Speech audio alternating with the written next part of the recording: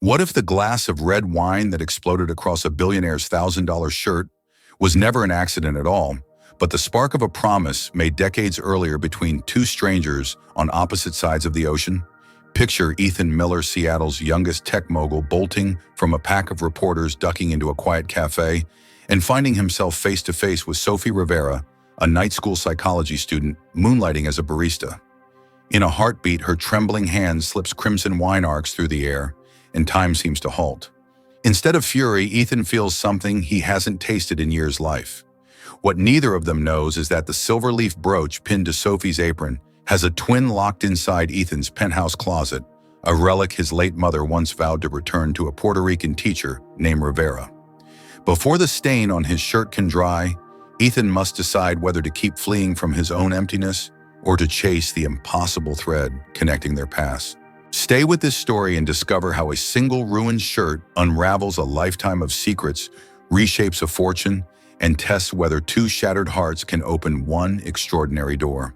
It was a gray afternoon in Seattle, the kind of weather that soaked into your bones and made you feel like the whole city was holding its breath. Ethan Miller, 32 billionaire tech consultant, walked aimlessly down the narrow streets of the historic district, his Italian shoes tapping lifelessly against the wet pavement. He had just walked out of his fifth failed therapy session in 2 years. 5 doctors, countless diagnoses, depression, anxiety, burnout, names without meaning.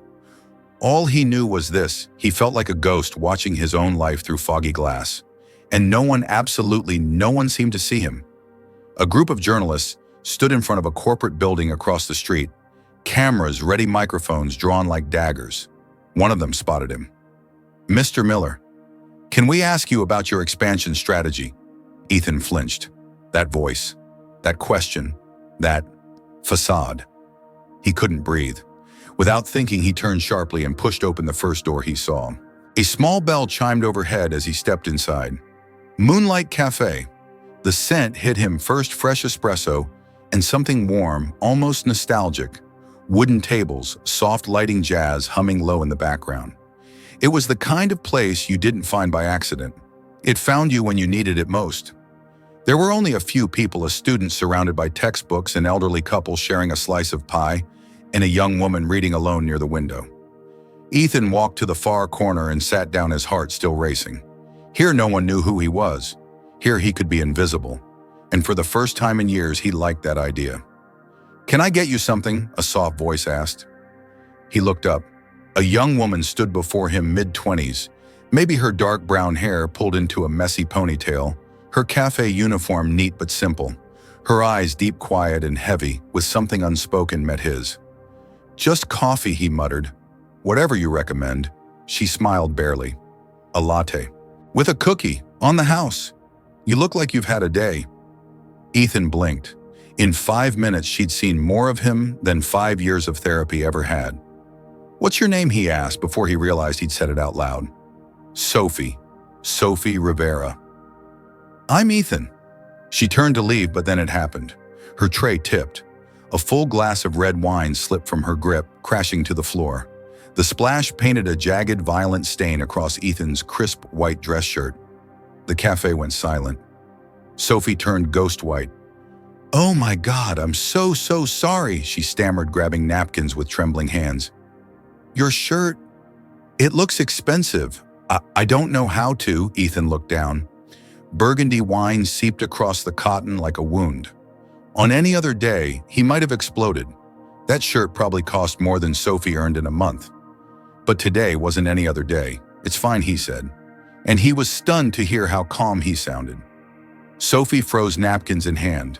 "Wait, really? You're not angry?" He looked at her, not just at her, but into her. And for the first time in years, he didn't feel hollow. He felt human. "No," he said. "It's just a shirt." She smiled sheepishly and kept blotting at the fabric. Her hand accidentally brushed against his, and Ethan felt a jolt, an actual physical spark run up his spine. He wasn't even sure it was real. "Thanks," she whispered. And she didn't mean for the forgiveness. She meant for not pretending, for not being the kind of man the world expected. Ethan stayed in that cafe until it closed, pretending to read emails. Truth was, he didn't want to leave. Outside were cameras, questions, and expectations. Inside was silence, safety, her. That night, he walked 15 blocks home in the drizzle, completely forgetting to call his driver. He didn't turn on the TV, didn't scroll through financial forecasts or earnings reports. Instead, he stood at his floor-to-ceiling window staring into the Seattle night, thinking about a girl with ink-dark eyes and the gentlest voice he'd heard in years. The next morning, something inside him had shifted. He showered, shaved, put on a fresh shirt, but as he knotted his tie, his mind wandered. Did Sophie sleep well? Did she think about the ruined shirt? Did she remember his name? By lunchtime, he made up an excuse to leave the office. Told his partner Jason he had a client meeting. A half-truth. He had a meeting, yes, but not the kind you schedule. When he walked into Moonlight Cafe, his heart raced in a way it hadn't since high school. Sophie was behind the counter. When she saw him, her eyes lit up just slightly. "How's the shirt?" she asked. "It survived," he said, and to his own surprise, he joked. Ethan Miller, corporate shark, had just made a joke. What was happening to him? "The usual," she asked. "Yeah, that, please." As she worked, he watched her. Not in a creepy way, in a way that felt necessary. How she bit her lip when she steamed milk. How she hummed softly while wiping the espresso machine. How she greeted each customer like they mattered. She wasn't just serving coffee, she was living. When she returned with the latte, he smiled. "No wine today?" Sophie laughed. It was real, not performative. That sound light and genuine was better than any therapy session. He sat in the same spot, opened his laptop, and pretended to work. But his eyes kept drifting toward her. There was something different about this woman. She wasn't chasing anything. Not money, not status, just truth.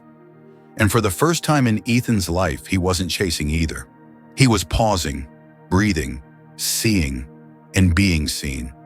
But just as he started to think, maybe this was the start of something, Sophie turned away to clean a nearby table.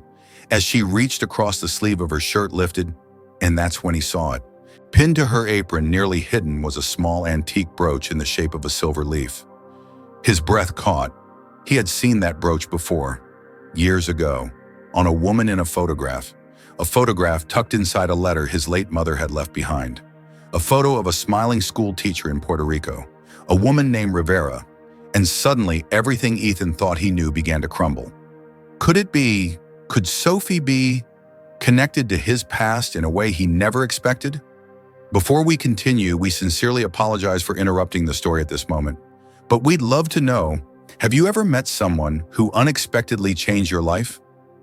Do you believe the universe sends certain people into our lives at just the right time? If this story has stirred something in you, please like the video and drop a heart to let us know. Your support keeps these real emotional stories alive. Right now, Ethan couldn't tear his gaze from the silver leaf brooch. Its twin lay in a velvet box in his penthouse closet, one of the few objects his late mother guarded more fiercely than her diamonds. He forced himself to breathe to smooth the surprise from his voice. "Nice pin," he said casually as Sophie returned with fresh napkins. She touched it, almost protective. "It was my mother's." Puerto Rican teachers didn't earn much, but she believed every woman should own one thing that felt like moonlight. Moonlight. Ethan's chest tightened. His mother had said the same. Coincidence or fate? He opened his mouth to ask, but the student dropped a stack of books the moment slipped, and Sophie hurried away. The question lodged in Ethan's throat like a stone he couldn't cough up.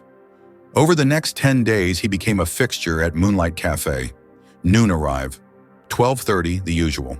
Afternoon, pretend to revise pitch decks while charting Sophie's every movement, the way she hummed old boleros, the way her tired shoulders straightened whenever she made a stranger smile.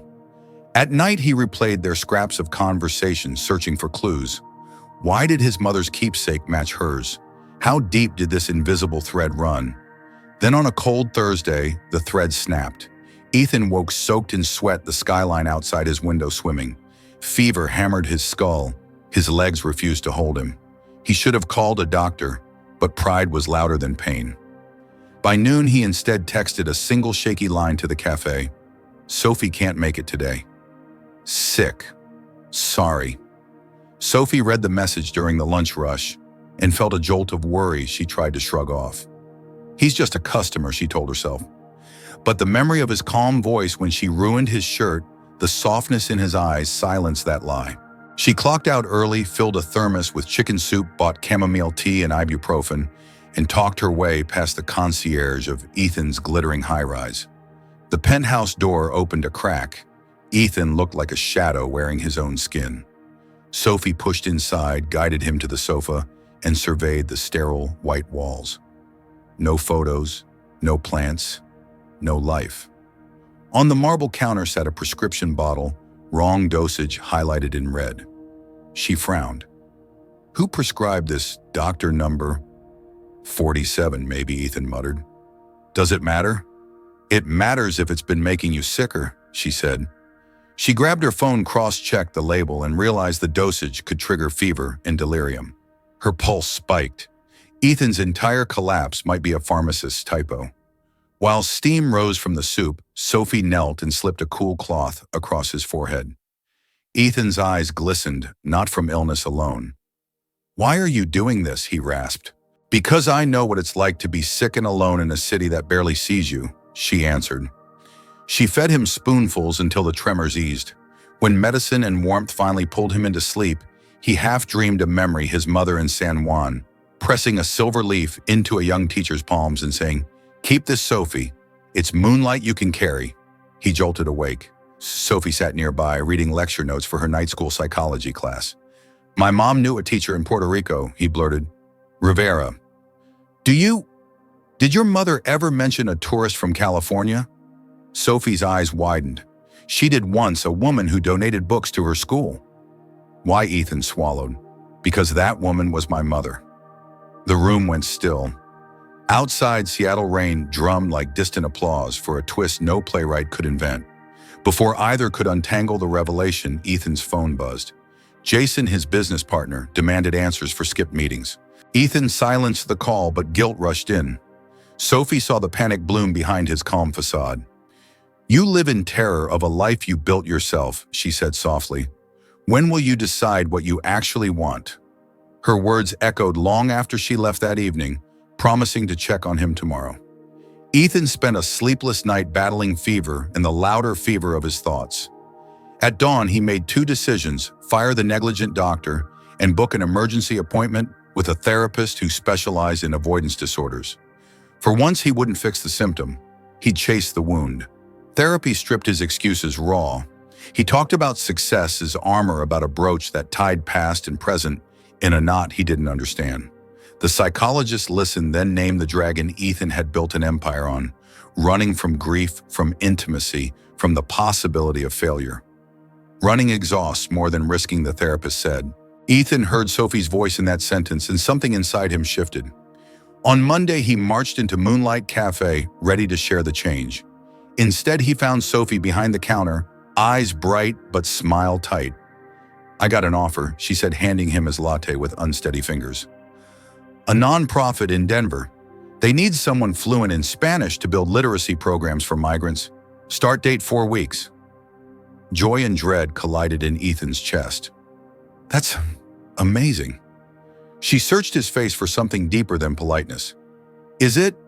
He opened his mouth and the old machinery kicked in. "Have you considered cost of living, housing, healthcare?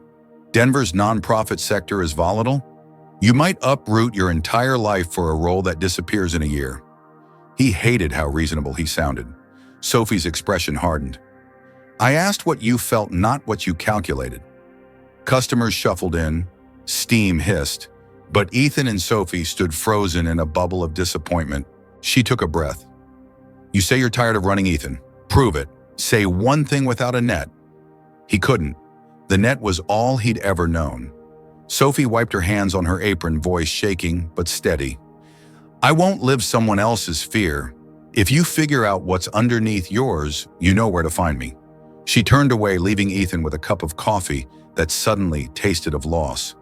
"We're sorry to pause here, but we need to know, do you think Ethan will finally speak from his heart before Sophie leaves for Denver? And have you ever stayed silent when one honest sentence might have changed everything? If this story grips you, please tap the heart and hit like so we can keep sharing moments that matter. When Sophie disappeared into the back room of Moonlight Cafe, Ethan knew the next words he said, or failed to say, would shape the rest of his life. For 2 sleepless nights, he walked the drizzly streets of Seattle replaying her challenge. Say one thing without a net. Each time he opened his mouth, logic leapt in front of feeling like a bodyguard blocking danger. But danger, he realized, was exactly what loving her required. At dawn on the 3rd day, he opened the velvet box in his closet, the one that held his mother's letter and the matching silver leaf brooch. The letter reminded him why she'd carried books to a rural Puerto Rico classroom 25 years earlier, because children need to see doors that the world forgot. The teacher who'd received those books, Marisol Rivera, had pinned the brooch to her jacket and sent its twin home with Ethan's mother as a promise they would meet again. That teacher was Sophie's mother. Destiny wasn't nudging Ethan, it was shoving him. He spent the morning drafting resignation papers that ceded daily control of his tech empire to Jason. Then he called 3 investors and closed a seed round for something entirely new, the Moonlight Foundation, a nonprofit that would bring mobile libraries and mental health workshops to immigrant neighborhoods in Seattle, and eventually Denver and any city Sophie chose. That afternoon, he rang the cafe owner and begged a favor: keep the doors closed until 7 a.m. tomorrow. He needed 1 clear hour before the espresso machines hissed and the regulars shuffled in.